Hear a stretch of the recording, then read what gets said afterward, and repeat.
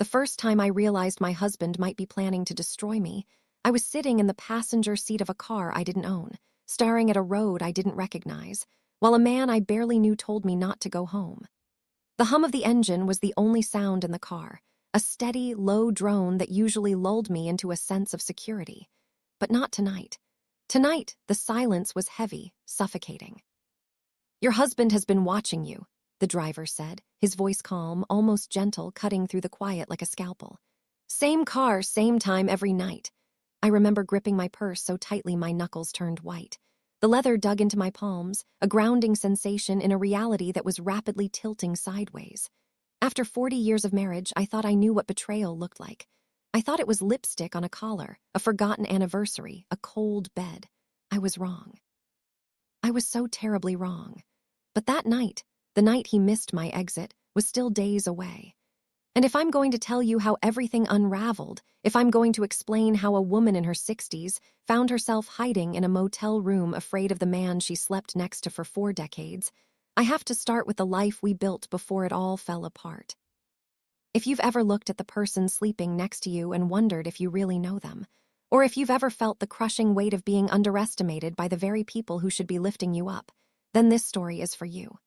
Hit that like button right now, not just for the algorithm, but as a promise to yourself that you will never ignore your intuition. Subscribe to the channel if you believe that justice is a dish best served cold, and settle in. This is a story about a marriage, a business, and a betrayal that went deeper than infidelity. This is the story of how I survived Richard Carter. Richard and I started with nothing. That's not something people say lightly at our age, a cliché tossed out at dinner parties to sound humble. I mean it. I mean the kind of nothing that involves counting pennies at the grocery store and praying the check doesn't bounce until Friday. We lived in a 1-bedroom apartment in Dayton, Ohio, where the winter draft whistled through the window frames and settled into your bones. We had a second-hand dining table that wobbled if you leaned on it too hard, a constant, rhythmic creak that became the soundtrack to our early years. We shared a single car for years because we couldn't afford another, coordinating our schedules with military precision just to get to work and back. But we had ambition, and back then, in the bloom of youth and ignorance, that felt like enough. It felt like a currency that would never devalue. Richard had a head for numbers. He saw the world in columns and rows, in profit margins and logistical efficiencies. He could look at a mess of invoices and see the path to solvency. I had a way with people. I could read a room before anyone spoke, could soothe an angry client or negotiate a better rate with a supplier just by listening. Together, we were a perfect machine. We built Carter Logistics, a modest freight company that grew slowly but steadily into something we were proud of. It started with 2 trucks and a lot of sleepless nights. We hauled freight across state lines, ate bad gas station food, and wore the same suits until the elbows thinned. But the business grew. It had to. We willed it into existence. By the time we hit our 60s, the 1-bedroom apartment was a distant memory. We had over 100 employees, long-standing contracts with major distributors, and a reputation for reliability that was the gold standard in the Midwest. We didn't just build a business, we built a life around it. Our identity was fused with the company. Early mornings weren't just for coffee, they were for reviewing manifests. Late nights weren't for romance, they were for payroll. We raised 2 children while balancing deliveries and board meetings. We celebrated anniversaries in conference rooms with catered sandwiches and took vacations that somehow always included a detour to check on a regional hub. It wasn't glamorous, and it certainly wasn't the life of leisure you see in magazines, but it was ours. It was solid, or at least I thought it was. I thought the foundation was concrete. It turns out it was sand. The first sign that something was wrong wasn't dramatic. There was no lipstick on a collar, no late-night confession fueled by too much whiskey, no obvious cinematic betrayal. It was quieter than that. It was a whisper in a quiet room. Richard started staying later at the office. Now in the logistics business, staying late is a norm, not an exception. We'd both done that for decades. It was the price of success, but this felt different. There was a distance in him, a kind of absence. It was as if the man sitting across from me at dinner was a hologram, a projection of my husband that looked like him, but lacked the substance. He stopped asking about my day, a small courtesy we'd maintained for 40 years. He stopped finishing my sentences, that intuitive connection that comes when you know someone better than you know yourself. He stopped reaching for my hand when we watched television in the evenings, leaving a cold gap on the sofa cushion between us. At first, I told myself it was stress. We were negotiating a new contract at the time, a massive deal with a national retailer that could double our revenue. It was a complicated beast, requiring all of Richard's focus. I understood pressure. I understood the need to retreat into one's mind to solve a problem. But then I noticed the small things, the things that only a wife of 4 decades would notice. He started taking calls outside, walking to the edge of the patio where the signal was supposedly better. He changed the password on his phone, the device he used to leave openly on the counter. He began dressing differently, new shirts that were tailored a bit tighter, new cologne that smelled of sandalwood and musk instead of the pine-scented soap he'd used since the 80s. These are things a man doesn't suddenly care about after 40 years of marriage, unless something has shifted. Unless the audience he is performing for has changed. I didn't confront him right away. When you've been married that long, you don't jump to conclusions. You know that everyone has seasons of distance, moments of introspection. You give the other person the benefit of the doubt because the alternative is too terrifying to consider. You tell yourself, we've been through worse. We've survived recessions, illnesses, raising teenagers. This is just a phase. But deep down, in the pit of my stomach, that quiet, instinctual part of me knew.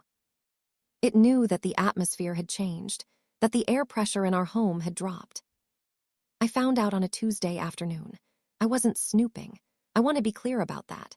I had too much dignity then, and I have too much dignity now, to be the wife who digs through trash cans or checks browser history. I had gone into his office to drop off a file he'd asked for earlier that morning, a routine task I'd performed 1,000 times. His computer was open, the screensaver having failed to engage. An email was pulled up on the screen, bold and demanding attention. And there it was. Not subtle, not hidden. A message from a woman I recognized instantly. Lena. She was one of our newer executives, hired to modernize our supply chain protocols. Smart, ambitious, sharp as a tack, and at least 25 years younger than me. I miss you already, the email read. Last night wasn't enough. I stood there for a long time staring at those words. The cursor blinked, a steady, rhythmic pulse that seemed to match the beating of my heart. It's a strange feeling realizing your life has just shifted in a way you can't undo. There's no sound to it, no visible crack in the walls, just a quiet understanding that something fundamental has broken. The blood rushed to my ears, a roaring sound that drowned out the hum of the office air conditioning. I didn't cry, not then. Tears would come later, but in that moment I was paralyzed by a cold, clinical clarity. I closed the email, careful not to touch anything else, placed the file on his desk exactly where he liked it, and walked out of his office without saying a word. I walked through the open-plan office, past the cubicles of people who respected me, and I felt like a ghost. That evening, I sat at the kitchen table alone. The house felt too big, the silence too loud. Richard came home later than usual. He kissed my cheek the same way he always had, a perfunctory peck that now felt like a brand. He asked what was for dinner, his mind already somewhere else, probably on her. I looked at him, really looked at him, and for the first time in 40 years, I didn't recognize the man standing in front of me. The face was familiar, but the person behind it was a stranger. "Do you want to tell me something?" I asked. My voice didn't shake. That surprised me. He paused just for a second, his hand freezing as he reached for a glass of water. But it was enough. "What do you mean?" he said. His voice was smooth, practiced. I held his gaze. About Lena. The silence that followed told me everything I needed to know. It wasn't the silence of confusion, it was the silence of calculation. He didn't deny it. He didn't apologize right away, either. He just sat down across from me as if we were about to discuss a routine business matter, his posture relaxed, his expression neutral. "How long have you known?" he asked. That question, that calm, almost practical question, cut deeper than anything else. It wasn't "I'm sorry" or "it meant nothing." It was a tactical inquiry. "Long enough," I replied. He sighed, leaned back in his chair, and ran a hand through his hair. "It wasn't supposed to happen like this," he said. "It just happened." I almost laughed at that. Almost. We didn't shout. We didn't throw things. At our age, the drama looks different. It's quieter, heavier. It carries the weight of decades. We talked for hours that night. Or maybe we didn't talk so much as acknowledge what had already been happening behind the scenes. He admitted the affair, said it had been going on for months, said he didn't plan for it, didn't expect it, didn't know how to end it. I listened to him stumble over his excuses, and I watched him try to navigate his way out of a corner. And then I made a decision that surprised even me. "I'm filing for divorce," I said. The words felt steady, solid, like something I had been preparing to say long before that moment. Richard looked at me, really looked at me, and for the first time that evening I saw something in his expression I couldn't quite place. Not guilt, not relief, something else, something calculating. "You don't have to rush into this," he said softly. "We can figure it out." "I'm not rushing," I replied. "I'm choosing." I moved out the following week. Not far, just a small apartment across town. It was clean, quiet, and completely mine. For the first time in decades, I was living alone. It was a jarring transition, moving from the sprawling house we'd raised our family into a space where I could hear my own breathing. We agreed to keep things civil for the sake of the company, if nothing else. We still owned Carter Logistics together. We still had responsibilities, employees, contracts. Divorce at our stage in life isn't just about emotions. It's about assets, legacy, everything you've built. And we had built a lot, too much perhaps. I hired a driver not long after I moved out. It felt strange at first. I'd driven myself everywhere for years, my independence a point of pride. But with everything going on, the stress, the meetings, the constant back and forth between lawyers, it seemed like a small luxury I could justify. It allowed me to work in the back seat, to make calls, to simply close my eyes and breathe. His name was Daniel, late 50s, maybe early 60s. He was quiet, respectful, the kind of man who didn't ask unnecessary questions. He had a calm presence, a steadiness that I found grounding in a world that felt like it was spinning off its axis. Every morning he picked me up at 7:30 sharp. Every evening he drove me home. Routine, predictable, safe. At least that's what I thought. Looking back now, I realized there were signs I missed, small things. The way Daniel would occasionally glance in the rearview mirror a little longer than necessary. The way he'd sometimes take a slightly different route without explaining why, citing construction I couldn't see. At the time, I assumed it was traffic. I assumed a lot of things. I assumed my husband was just a cheater, not a villain. I assumed the worst was over. It wasn't until that night, the night he missed my exit, that everything shifted. But by then, it was already too late to pretend this was just about a marriage falling apart. Because what I was about to learn had nothing to do with love and everything to do with survival. The morning after I moved into my apartment, I woke up before the alarm. Old habits don't disappear just because your life changes overnight. For nearly 40 years, my mornings had followed the same rhythm. Coffee brewing at 6:15. The quiet hum of the house, Richard reading the paper across from me, occasionally folding a section and handing it over with a comment. That first morning alone, the silence felt different. Not peaceful, not restful, just empty. I sat at the small kitchen table, if you could call it that, and wrapped my hands around a mug of coffee that tasted weaker than what I was used to. Everything about the place was temporary. The furniture, the dishes, even the air. It hadn't absorbed a life yet. I told myself that was a good thing, a clean start. At our age, you don't expect to start over. You think you've already made your final choices, settled into the shape of your life. But there I was at 62, sitting in a rented apartment with no history and no certainty about what came next. Still, I got dressed. I showed up. That's what you do. Daniel was waiting outside at exactly 7:30. He always was. He stepped out of the car when he saw me open the door and gave a polite nod. "Morning, Miss Carter." "Good morning, Daniel." His voice was steady, his presence unobtrusive. I appreciated that. At that point, I didn't want conversation. I wanted structure, something predictable. The drive to the office took about 20 minutes. Most mornings, we didn't speak much. Occasionally, he'd mention traffic or construction, but otherwise, he kept to himself. It suited me because once I stepped into Carter Logistics, nothing felt predictable anymore. The office had changed, not physically. The same desks, the same glass conference room, the same framed photos on the walls, pictures of company milestones, awards, group shots from holiday parties. But the atmosphere was different. People noticed. Of course they did. Richard and I had always been seen as a unit, not just husband and wife, but partners in every sense of the word. When something like that fractures, it doesn't stay private for long. Conversation stopped when I walked into a room. Smiles were a little too careful. There were whispers quiet enough that you couldn't make out the words, but clear enough to know they were about you. I didn't confront anyone.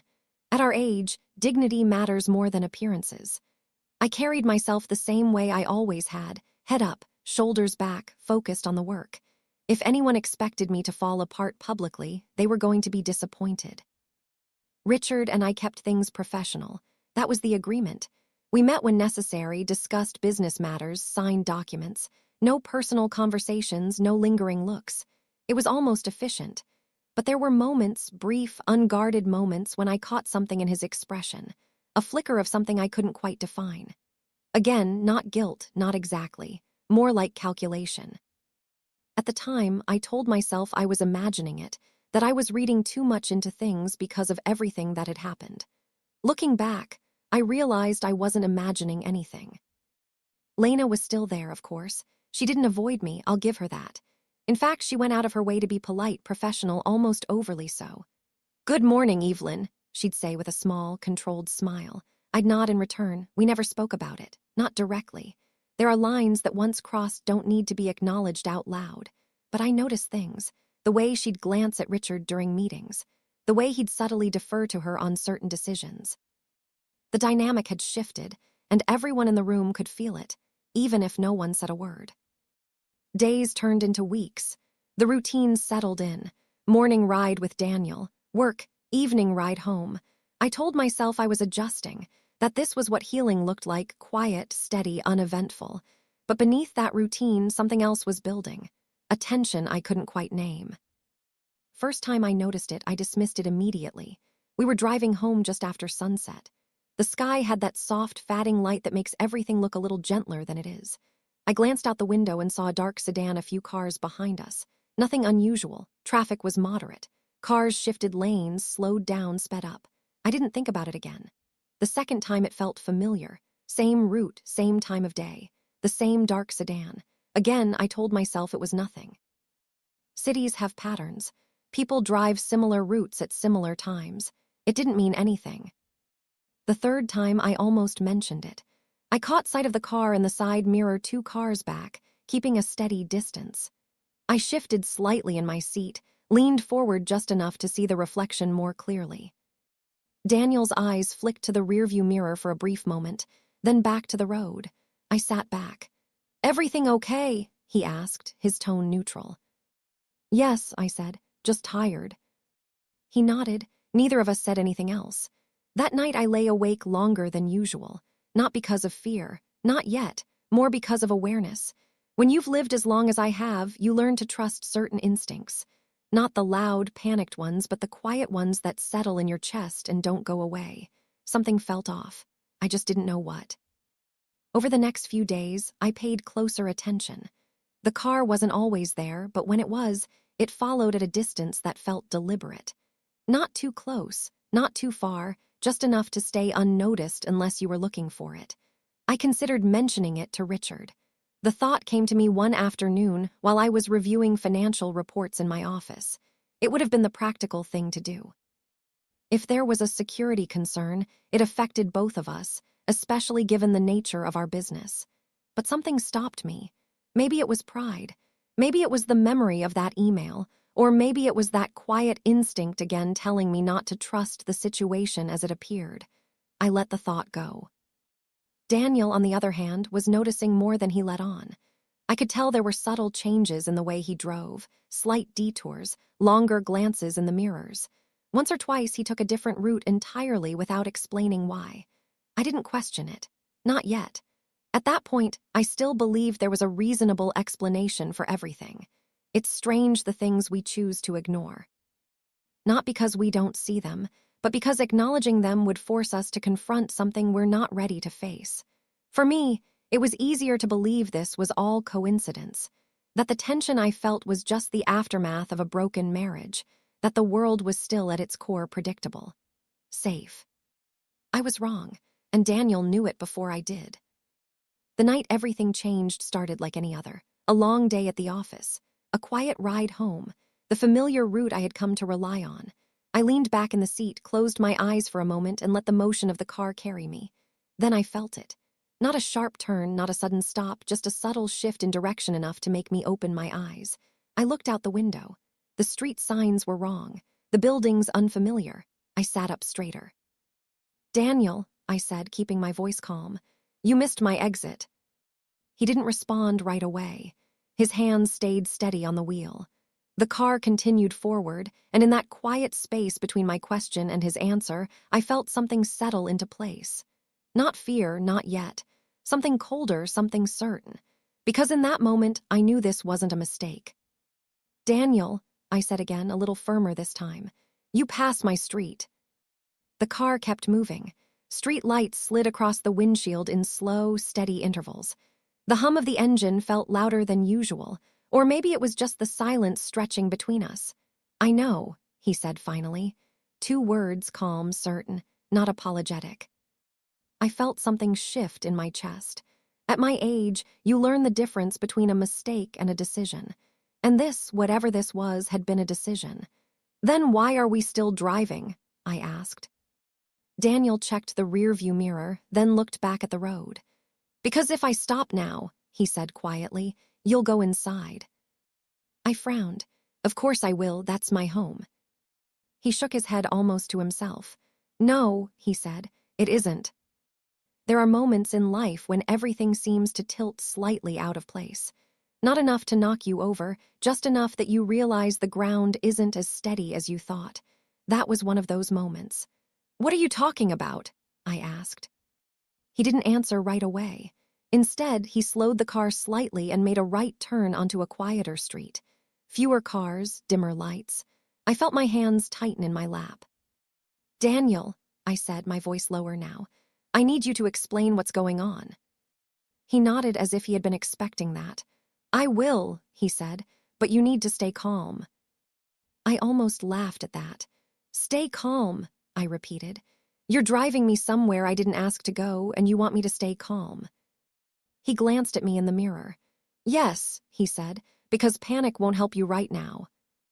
I took a breath, then another. He was right about one thing. Panic wasn't going to solve anything. "Start talking," I said. He exhaled slowly. "I've been noticing a car," he began. "Dark sedan, usually 2 or 3 cars behind us, keeps its distance." My stomach tightened. "I've seen it too," I admitted. He nodded. "I figured you had. How long?"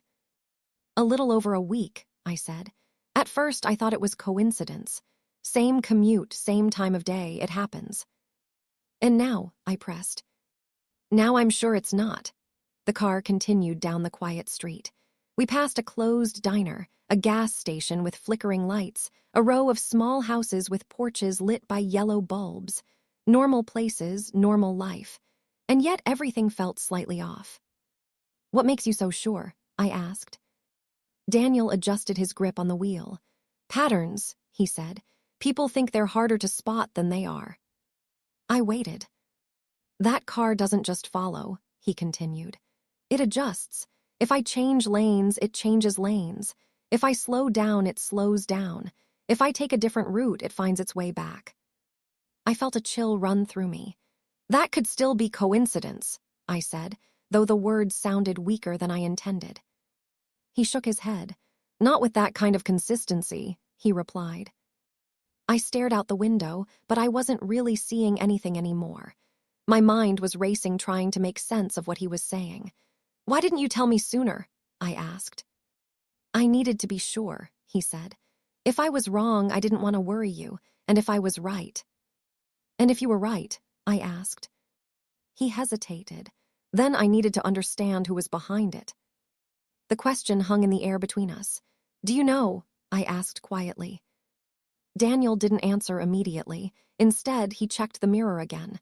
His eyes narrowed slightly. "They're still there," he said. I turned instinctively, trying to look behind us. "Don't," he said quickly. "Just trust me." I faced forward again, my heart beating a little faster. "Now, who is it?" I asked. He took a breath, then he said it. "Your husband." For a moment, I didn't react. The words didn't land the way they should have. They just floated there, disconnected from everything I thought I knew. "That doesn't make any sense," I said finally. Daniel didn't argue. "He's been in that car," I continued. "Following me for what?" "I don't think he's driving," Daniel said. "But yes, I've seen him." I shook my head. "No," I said. "No, that's not." He wouldn't. I stopped because even as I said it, I realized something uncomfortable.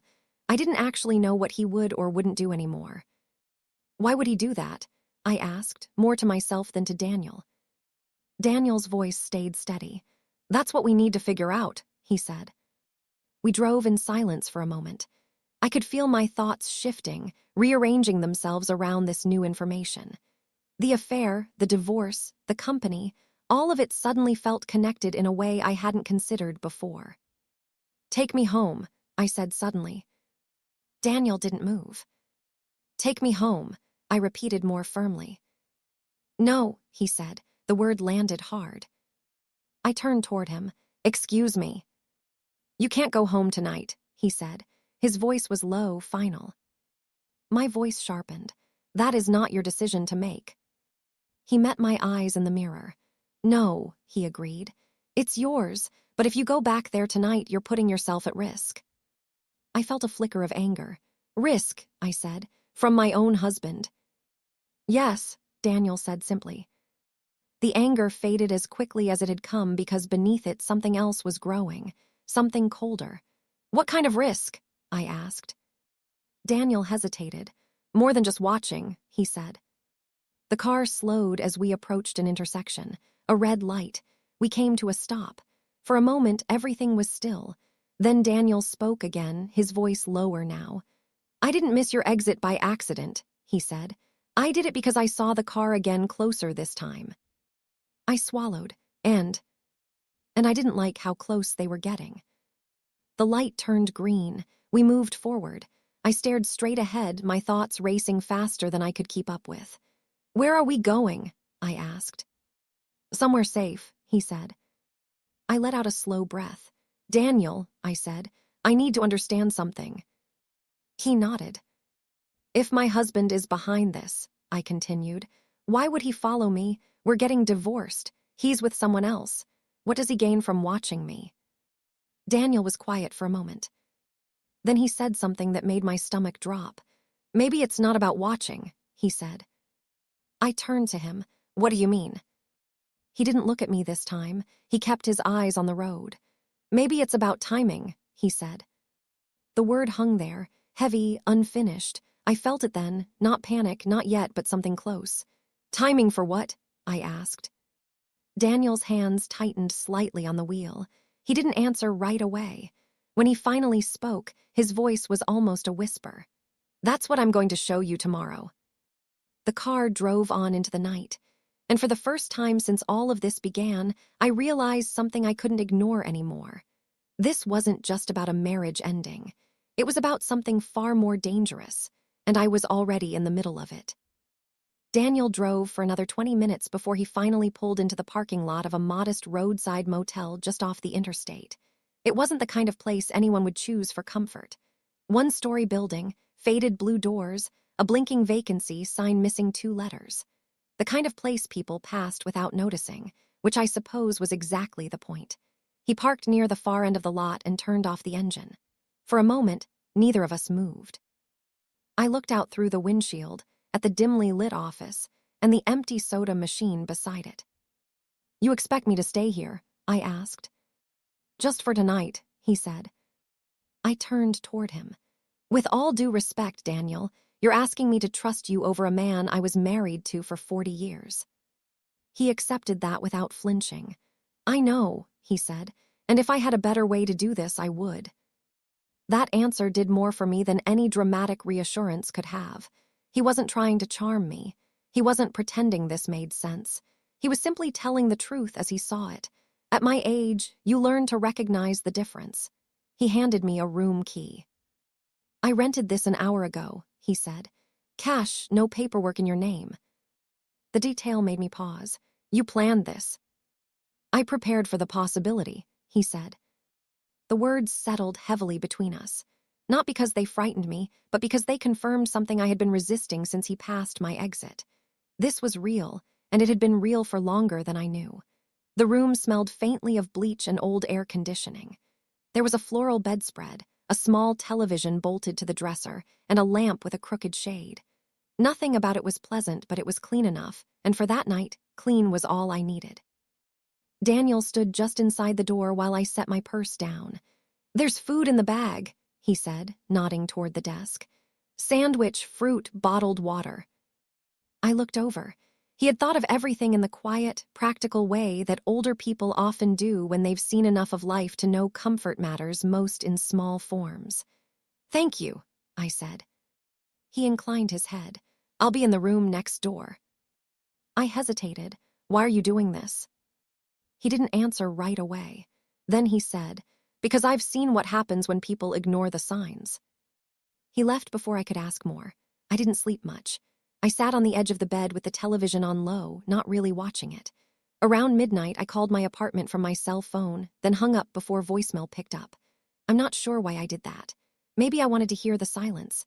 Maybe I wanted proof that my life still existed somewhere outside that motel room. At 2:00 a.m., I stood at the window and pulled the curtain back an inch. Daniel's car was still outside. So was the dark sedan. It was parked across the street, partly hidden under a dead street light.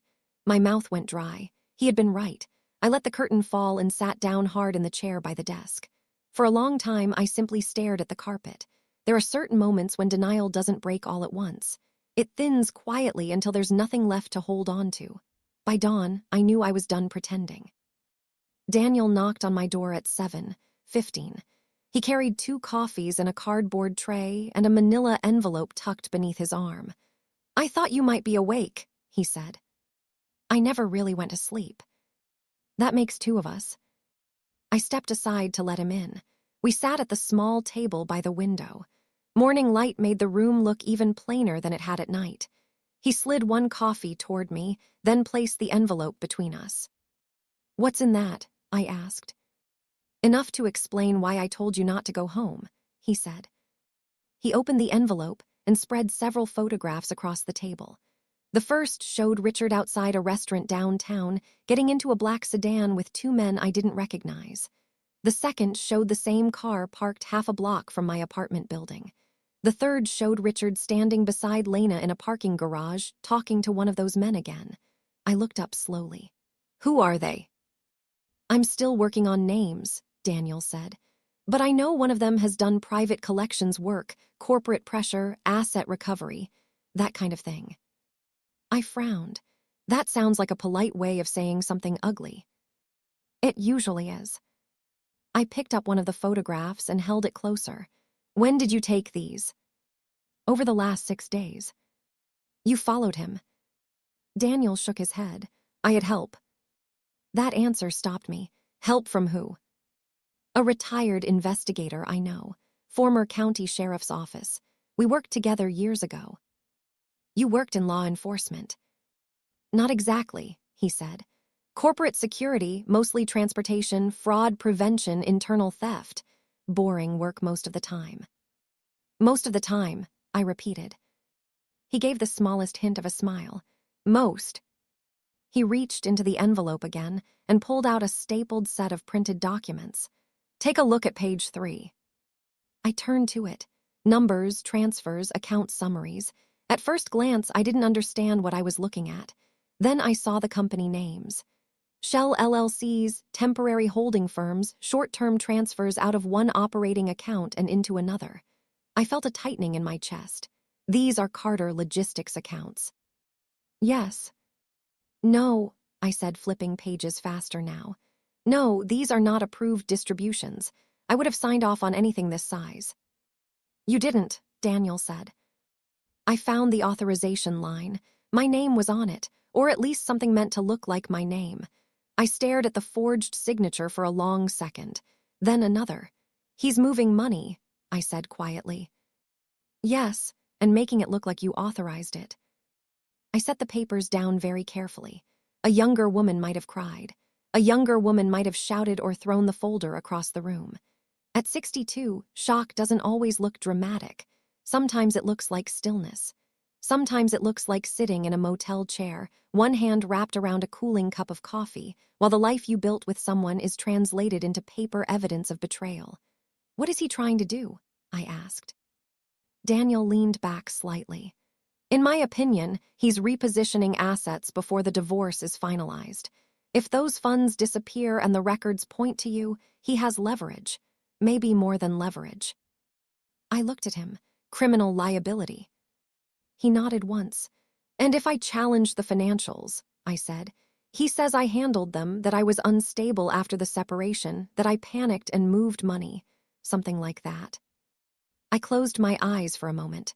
Richard had always understood numbers, risk, timing, weakness. What I had mistaken for emotional distance may have been something colder all along. Planning. When I opened my eyes again, Daniel was watching me carefully. "There's more," he said.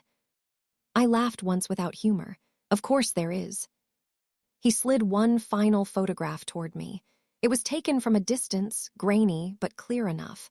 My apartment building, my unit's balcony, and just below it, near the alley entrance, a man crouched beside the side utility panel. One of the same men from the restaurant. What was he doing there? I asked. Daniel's expression hardened. I don't know for certain, but whatever it wasn't casual. I stared at the image until my vision blurred. Then I looked up. That's why you said not to go home. Yes. I swallowed hard. And tomorrow. He held my gaze. Tomorrow, he said, we stop being afraid and start being smarter than he is. For the first time since this began, I felt something stronger than fear. I felt anger. Cold, steady, useful anger. And Richard Carter had just made the worst mistake of his life. I didn't raise my voice. I didn't slam the table or pace the room or demand answers I wasn't ready to hear. Instead, I did what I had done for nearly 40 years in business. I sat still and I thought. "You're certain about all of this?" I asked, looking down at the documents again. Daniel didn't rush his answer. "As certain as I can be without official subpoenas," he said, "but the patterns are clear." Patterns, that word again. Richard had always believed he was the smartest man in any room, and to be fair, most of the time he was. But what he sometimes forgot was this. I had built the same company he did. I knew the same systems. I understood the same patterns. And now that I was finally looking at them clearly, I could see it too. "What's your next move?" Daniel asked. I lifted my eyes to meet his. "I don't react," I said. He nodded slightly. "Good." "I go back to work," I continued. "I act like nothing has changed because for him it hasn't. Not yet." Daniel leaned back in his chair, watching me carefully. "And behind the scenes." I allowed myself the smallest breath. "Behind the scenes," I said, "I take back control." By mid-morning, I was back in my office. Same building, same desk, same framed photos on the wall. If anyone noticed I hadn't gone home the night before, they didn't say anything. At our company, silence was often mistaken for professionalism. Richard was already there. I could feel it before I even saw him. Some habits never leave you. He stood near the conference room, speaking quietly with Lena. When he noticed me, he paused just for a fraction of a second. Then he smiled. "Morning," he said. "Good morning," I replied. Nothing in my tone gave anything away. No anger, no suspicion, just calm. It was the same calm I had used in negotiations for decades, and it unsettled him. I saw it just for a moment. We met later that afternoon to review quarterly projections. Same room, same table we had sat at together for years. He walked in carrying a folder, sat across from me, and began talking numbers as if nothing had changed. I let him. I listened and I watched. There was a confidence in him I hadn't seen before, not arrogance, something quieter. Assurance, as if he believed the outcome was already decided. "You've been making some adjustments to the accounts," I said, casually flipping through a page. His hand paused, just slightly. "Routine reallocations," he said. "I'd like to review those more closely," I added. He leaned back in his chair. "Of course," he said, "we can go over them together." That was new. Richard had never volunteered transparency. After the meeting, I returned to my office and closed the door. Then I picked up the phone. I hadn't called her in years, not because we'd had a falling out, but because life had simply moved on. Still, there are certain people you never really lose. "Margaret," I said when she answered. A pause, then a voice I hadn't heard in a long time. "Evelyn Carter. Well, I'll be." Margaret Ellis had been one of the sharpest attorneys I'd ever worked with. We met decades ago during one of our first major contract disputes. She had been thorough, patient, and most importantly honest. She retired 5 years ago, but retirement doesn't erase experience. "I need your advice," I said. Her tone shifted immediately. "Then you have it," she replied. We met that evening at her home, a modest place just outside the city. Warm lighting, bookshelves filled with legal texts and old photographs. She listened without interrupting as I laid everything out. The affair, the divorce, the financial documents, the photographs, Daniel's observations. When I finished, she sat back in her chair and folded her hands. "Well," she said quietly, "he's either very desperate or very confident you won't fight back." "I intend to disappoint him," I said. A faint smile crossed her face. "I thought you might." Margaret leaned forward slightly. "First," she said, "we verify everything quietly. No accusations, no confrontation." I nodded. "Second, we secure your position. That means documenting your lack of authorization, establishing timelines, and preserving every piece of evidence." "And third?" I asked. Her eyes met mine. "Third," she said, "we let him continue." That gave me pause. "You want him to keep doing this?" "I want him to believe he's getting away with it," she corrected. "Because the more he moves, the more he exposes." I considered that. It was risky, but it was also familiar. In business, you don't stop your opponent too early. You let them reveal their strategy, then you act. Over the next few days, I became someone I hadn't been in years. Not emotional, not reactive, focused. I reviewed account histories late into the night, cross-referenced transactions, tracked patterns across departments. Every inconsistency, every unexplained transfer, every forged signature, I documented it carefully, quietly. Daniel remained part of the process, not in the spotlight, never directly involved, but present, watching. "Same car again," he said one evening as we drove. I didn't turn around this time. "I know," I replied. "How do you want to handle it?" he asked. "Let them follow," I said. He glanced at me in the mirror. "You're sure?" "Yes, because now I understood something I hadn't before. They weren't watching me. They were watching a version of me that no longer existed. At the office, I played my role. Calm, composed, unaware. Richard grew more relaxed with each passing day, more open, more confident. And that was exactly what I needed.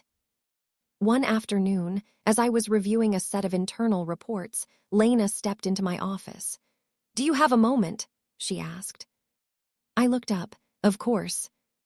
She hesitated, then closed the door behind her. "I just wanted to say," she began, then stopped. I waited. Her eyes shifted slightly as if searching for the right words. "I know this situation is difficult," she said finally. I studied her for a moment, then I nodded. "It is," I said. She gave a small, uneasy smile. "If there's anything I can do." "I appreciate that," I interrupted gently.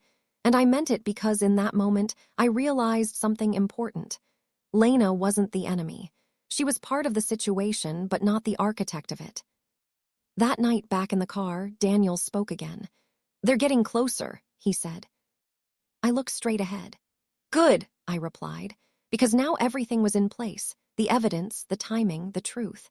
And for the first time since all of this began, I wasn't reacting to Richard's moves. I was waiting for the right moment to end them. The morning of the hearing arrived without ceremony. No storm, no dramatic sunrise, just a quiet gray sky over Dayton, the kind that feels suspended between seasons.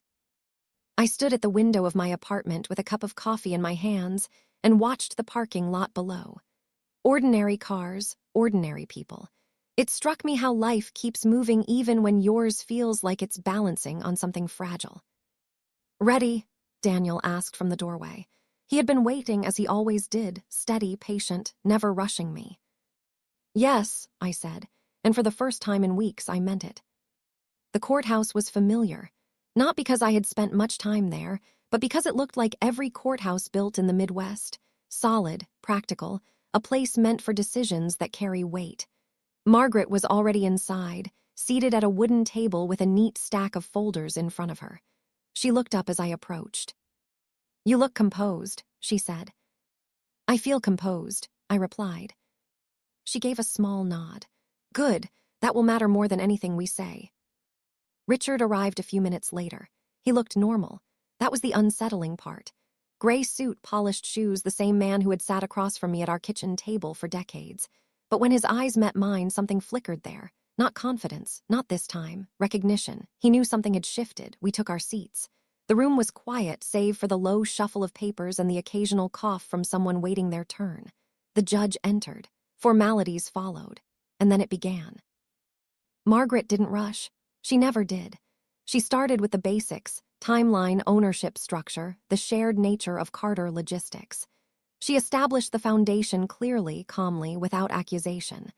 Then she introduced the documents one by one, the transfers, the shell accounts, the forged signatures, each piece laid out with precision. Richard's attorney objected, of course. He called it circumstantial. He suggested misunderstanding.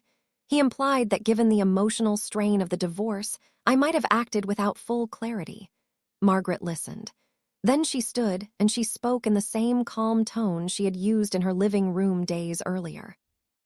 "If my client were responsible for these actions," she said, "there would be consistency in her behavior. There is none. Instead, we see a pattern of unauthorized movement tied directly to accounts accessed solely through Mr. Carter's credentials." She paused. "More importantly," she continued, "we have documentation of timing that places my client elsewhere during several of these transactions." She slid a final folder across the table, along with independent observations that suggest these actions were not only deliberate, but premeditated. The word landed in the room like a quiet weight. Premeditated. Richard shifted in his seat. Just slightly, but it was enough. When he was called to speak, he stood slowly. I watched him, not with anger, not even with resentment, just observation, because the man standing there was no longer the one I had built a life with. He was someone else, and I needed to see him clearly. He denied the intent. Of course, he did. He spoke about confusion, about pressure, about mistakes made in the midst of personal upheaval. He tried to sound reasonable, measured, but there was something missing now. The certainty he had carried before. Then Margaret did something I hadn't expected. She didn't press harder. She didn't try to destroy him. Instead, she stepped back and let the evidence speak. The judge reviewed the documents in silence. Minutes passed, long enough for the room to feel heavier. Then he looked up. "Mr. Carter," he said, "these are serious irregularities. Whether intentional or not, they place the company and your spouse in a position of significant risk." Richard nodded, but he didn't speak. A recess was called. We stepped out into the hallway. For the first time since this began, Richard approached me directly. "Evelyn," he said.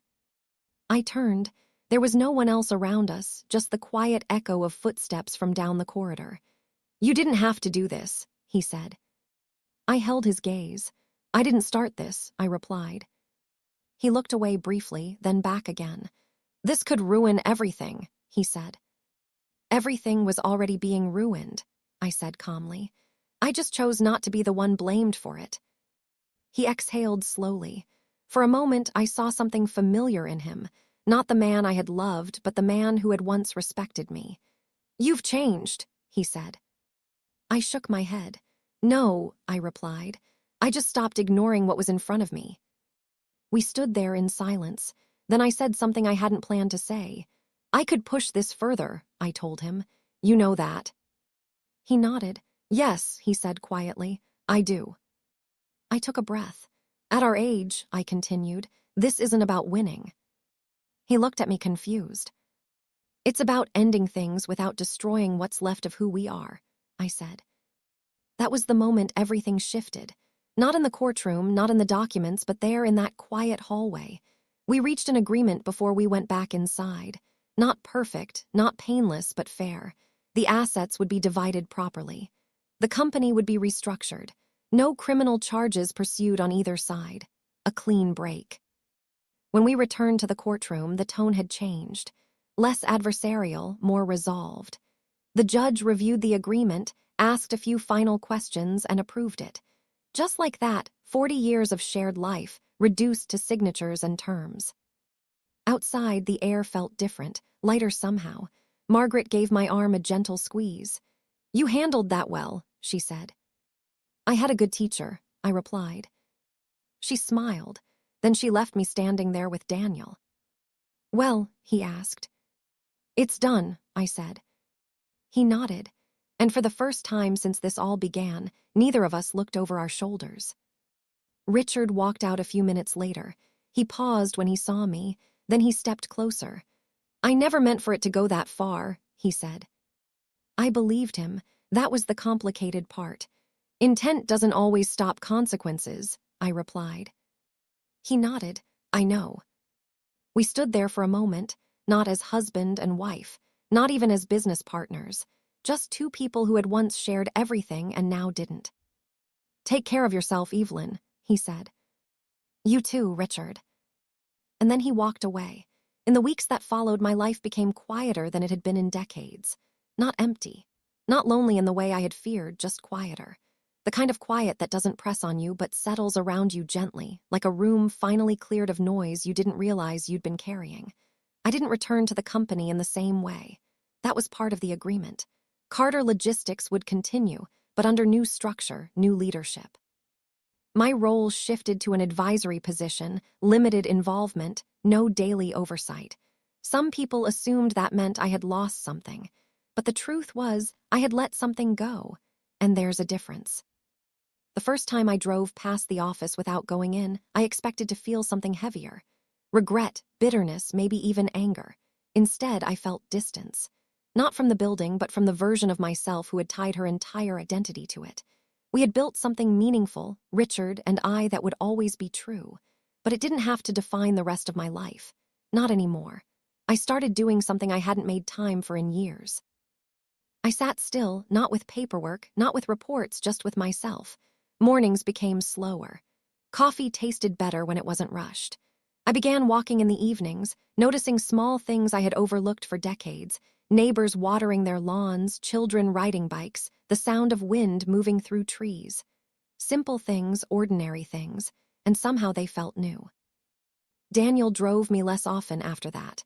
Not because I didn't need him, but because I didn't need what he had represented anymore. Routine, protection, distance. One afternoon, as he dropped me off outside a small consulting office I had begun working with, I turned to him.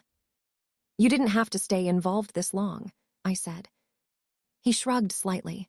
"Some things are worth seeing through," he replied. I nodded. "I'm glad you did." He gave me that same quiet, steady look I had come to trust. "Take care of yourself, Miss Carter." "You too, Daniel." I never saw him again after that, and somehow that felt right. Not like an ending, more like a completed chapter. Richard and I spoke one last time, not in a courtroom, not across a conference table, just in a park. Neutral ground. He looked older. Not dramatically, but in the way people do when something internal shifts. The confidence he once carried had softened, or maybe it had simply become more honest. We sat on a bench a few feet apart. No tension, no urgency, just space. "I've been thinking," he said. I smiled faintly. "That's new." He let out a small breath of laughter. I deserved that. We sat in silence for a moment, then he spoke again. "I was afraid," he said. I didn't interrupt. "Not of you," he continued. "Of losing everything we built, of starting over at this age." I looked ahead, watching a couple walk their dog along the path. "I understand that," I said. He turned toward me. "But that doesn't excuse what I did." "No," I agreed. "It doesn't." Another pause. Then he asked, "Do you hate me?" I considered that. At 20, I might have said yes. At 40, I might have struggled with the answer. At 62, I knew better. "No," I said. He seemed surprised. "Why not?" he asked. I looked at him, really looked at him, and for a moment, I saw the man I had built a life with. Not the mistakes, not the betrayal, just the years. "All those years matter," I said quietly. even if they didn't end the way I expected. He nodded slowly. I wish I had handled things differently, he said. So do I replied. We didn't try to fix anything. We didn't try to rebuild something that had already run its course, but we left that bench with something else. Understanding. Not perfect, but enough. That evening, I sat by my window as the sun began to set. The light came through softly, filling the room with a quiet warmth. And for the first time in a long while, I felt something I hadn't expected to feel again.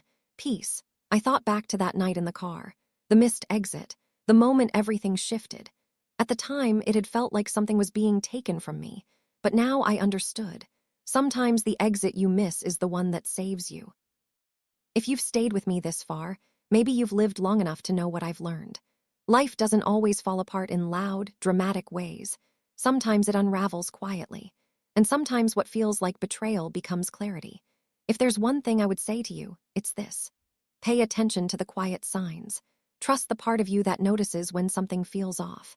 And when the moment comes to choose between holding on and letting go, choose the version of yourself you can live with. If this story resonated with you, if it reminded you of your own strength or the importance of trusting your gut, please smash that like button. It helps this story reach others who might need to hear it. And I want to hear from you in the comments. Have you ever had a moment where a small detail revealed a much larger truth? How did you handle it? Subscribe to the channel for more stories of resilience, justice, and the complex truths of human relationships. Thank you for listening, and remember, you are stronger than you think.